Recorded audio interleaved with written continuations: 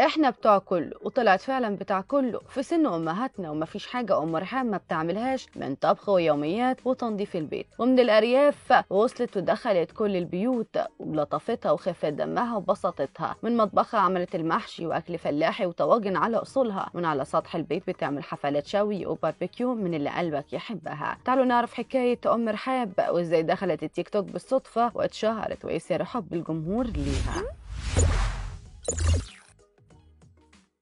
كل ما تكون بسيط وعلى طبيعتك هتوصل بكل سهولة وبدون مجهود للجمهور، وهتدخل قلوبهم بدون استئذان. وده اللي حصل مع أم رحاب، وزي ما بيقولوا كده سماهم على وجوههم. ضحكتها لوحدها طاقة إيجابية للجمهور، وكلامها وغناها لما تسمعوا تفتكر أيام زمان وأكل وريحة الزمن الجميل، والمتابعين بينادوها بيا أمي. أم رحاب بتاعت كله، وده اسم قناتها على اليوتيوب. احنا بتوع كله، وفعلا اسم على مسمى. أم رحاب بتعمل كل حاجة ممكن تتخيلها من مطبخها، بتطلع احلى واطعم والذ الوصفات المصريه الاصيله والمحمر والمشمر، وفي حفلات الباربيكيو من على السطح ملهاش منافس، وفي الكيكات والحلويات محترفه. وده ما يمنعش انها في الاكل الافرنجي غلبت المطاعم زي البرجر والبيتزا وغيرها من الاكلات. عليها قلبة محشي من الحله الكل بيحسدها عليها، لما بتشيل الصينيه على راسها وتمشي بيها وتكون ثابته الكل بينبهر بيها. وطبعا محدش بيعرف يعمل الحركه دي وبكل ثبات كده الا اهالينا من ستات البيوت في الارياف. ام رحاب من الغربية وتحديدا من المحلة الكبرى، واسمها الحقيقة أنسانية شاهين. قالت إن دخلت السوشيال ميديا بشطارتها، وده لأنها عندها سرعة بديهة وبتفهمها وهي طايرة. بالصدفة كانت قاعدة مع عيالها، واحد فيهم فتح فيديو على اليوتيوب، فهي سألتهم إيه اليوتيوب ده، فهموها تفاصيل وحبت الفكرة وتشجعت وطلبت منهم يعملوا لها قناة. ومن يومها تألقت أم رحاب.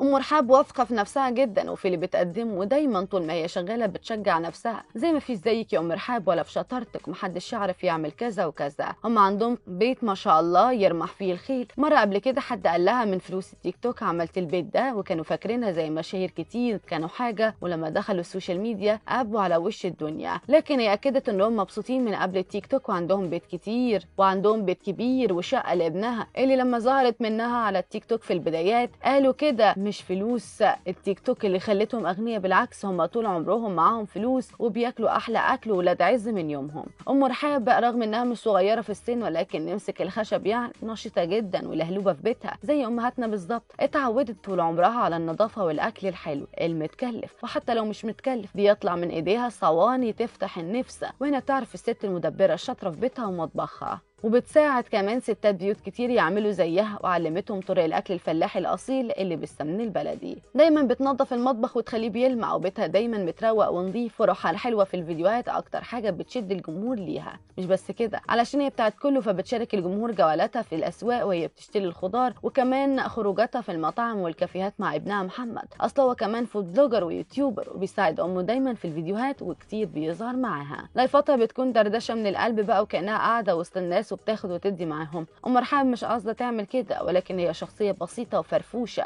واللي في قلبها على لسانها على طول. اول فيديو نشرته ام رحاب على حساب على التيك توك من 2021، وخلال 3 سنين حققت شهره ونسب مشاهدات كبيره جدا، وقررت تكمل المليون متابع.